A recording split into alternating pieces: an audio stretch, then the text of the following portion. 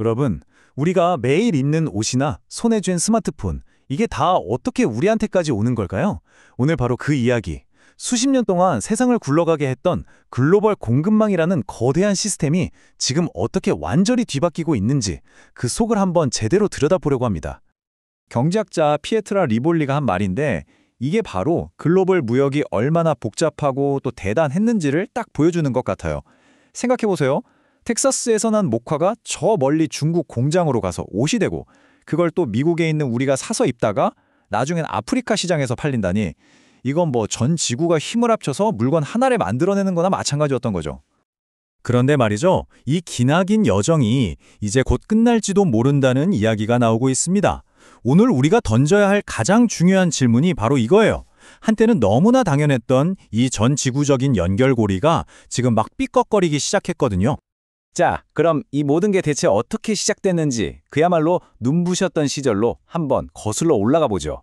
바로 초세계화, 하이퍼 글로벌라이제이션의 시대입니다. 때는 1980년대, 전 세계적으로 자유무역이 대세가 되기 시작했고요. 그러다 2001년에 결정적인 사건이 터지죠. 바로 중국이 세계무역기구 WTO에 가입한 겁니다. 이때부터 이 흐름은 그냥 물결이 아니라 거대한 파도가 됐어요. 중국은 말 그대로 세계의 공장이 됐고 전 세계가 진짜 하나의 거대한 공장처럼 착착 돌아가기 시작한 거죠. 이때 목표는 딱 하나였어요. 어떻게 하면 가장 싸게 만들까?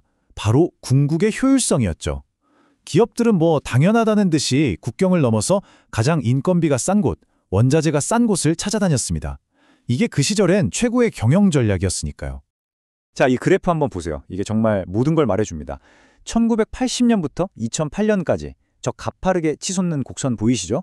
전 세계 GDP에서 무역이 차지하는 비중이거든요.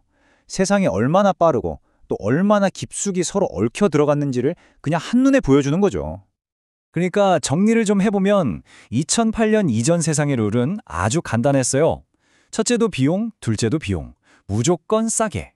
그러려면 세 개의 공장으로 제조업을 다 보내고 효율을 최고로 끌어올리기 위해 아주 길고 복잡한 공급망도 마다하지 않았던 거죠. 이게 바로 옛날 방식이었습니다. 하지만 영원할 것만 같았던 이 황금기도 끝이 있었습니다. 갑자기 모든 것이 멈춰서는 그야말로 극적인 전환점이 찾아오거든요. 그게 바로 2008년입니다.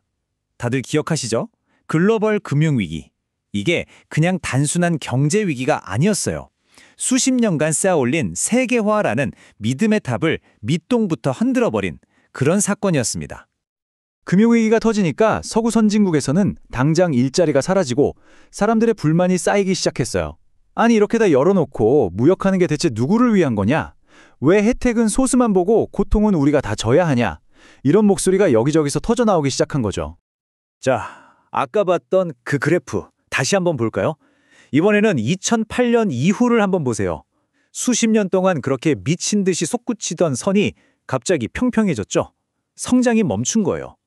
바로 이 지점이 이 거대한 흐름이 뚝 끊기기 시작했다는 걸 보여주는 아주 강력한 신호입니다. 그리고 이렇게 그래프에 나타난 경제적인 정체는 그냥 숫자로만 끝나지 않았습니다. 사람들의 마음속에 쌓인 불만은 곧 거대한 정치적 파도가 되어서 전 세계를 덮치기 시작했죠. 바로 이 말, 2016년에 도널드 트럼프가 했던 말인데요. 여러분을 가난하게 만든 자유무역과 싸우겠다. 이 한마디가 세계화 때문에 일자리를 잃고 지쳐있던 미국 노동자들의 마음을 제대로 파고들었죠. 미국 우선주의를 외치면서 문을 걸어 잠그는 보호무역주의가 힘을 얻게 된 결정적인 순간이었습니다. 근데 이게 미국만의 얘기가 아니었어요. 바로 그 해 바다 건너 영국에서는 브렉시트가 터졌죠. 이 둘을 나란히 놓고 보면요. 정말 소름 돋게 닮았어요. 미국은 중국이나 멕시코 때문에 일자리를 뺏긴다고 생각했고 영국은 이민자들 때문이라고 생각했죠. 불공정한 무역협정, EU의 주권을 뺏긴다는 우려, 그리고 그 밑바탕에 깔린 반이민 정서까지. 원인은 조금씩 달라도 결국 세계화에 대한 반감이라는 똑같은 뿌리에서 나온 현상들이었던 겁니다.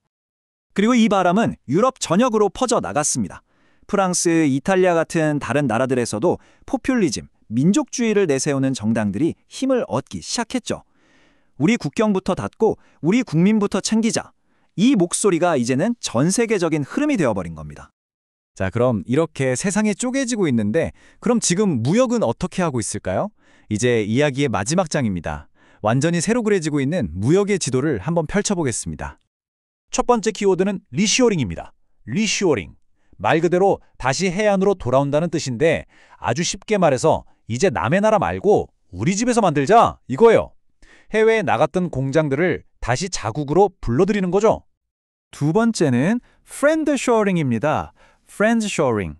이것도 쉽죠? 친구들하고 같이 하자 이겁니다. 우리랑 정치적으로나 경제적으로 뜻이 맞는, 믿을 수 있는 동맹국들끼리만 공급망을 만들어서 혹시 모를 위험에 대비하자는 전략이에요. 자, 그럼 새로운 무역의 법칙은 어떨까요? 아까 봤던 옛날 법칙하고 비교해보면 차이가 확 느껴지실 겁니다. 이제는 비용이 1순위가 아니에요. 국가 안보 그리고 안정성이 최우선입니다. 좀 비싸더라도 우리 편 믿을 수 있는 나라하고만 거래하겠다는 거죠. 효율성보다는 안정성이 훨씬 더 중요한 가치가 된 세상입니다. 자, 그럼 이렇게 되면 정말 세계화는 이제 끝난 걸까요? 다들 각자 도생하는 시대로 돌아가는 걸까요? 꼭 그렇지만은 않다는 게 전문가들의 분석입니다. 최근 연구를 보면요. 이건 세계화의 후퇴가 아니라 거대한 재편이라고 말합니다. Great Realignment라고 하는데요. 무슨 말이냐면 무역 자체가 없어지는 게 아니라는 거예요. 단지 무역이 흐르는 길, 그 경로가 완전히 바뀌고 있다는 거죠. 그 결정적인 증거가 바로 이 표에 있습니다. 한번 보세요. 미국이랑 중국이 그렇게 싸우니까 당연히 중국의 미국 수출은 확 줄었겠죠? 근데 진짜 놀라운 건 그 대신에 멕시코나 인도, 아세안 쪽으로의 수출이 엄청나게 늘었다는 겁니다. 그래서 결과적으로 어떻게 됐냐? 전 세계 무역에서 중국이 차지하는 비중은 오히려 더 커졌어요. 그러니까 무역이 없어진 게 아니라 미국으로 가던 길이 막히니까 다른 길을 뚫어서 돌아가고 있는 거죠. 우리나라도 마찬가지입니다. 이런 변화의 흐름 속에서 살아남기 위해 아주 발빠르게 움직이고 있죠. 한 나라에만 의존하지 않고 수출 시장이나 생산 기지를 미국, 유럽, 동남아시아 등으로 다양하게 넓히면서 이 새로운 무역 지도에 적응하고 있는 겁니다. 결국 우리가 지금 보고 있는 건 어쩌면 세계 공급망의 완전한 붕괴가 아닐지도 모릅니다. 그냥 무너지는 게 아니라 완전히 새로운 모습으로 재건되고 있는 과정일 수도 있다는 거죠.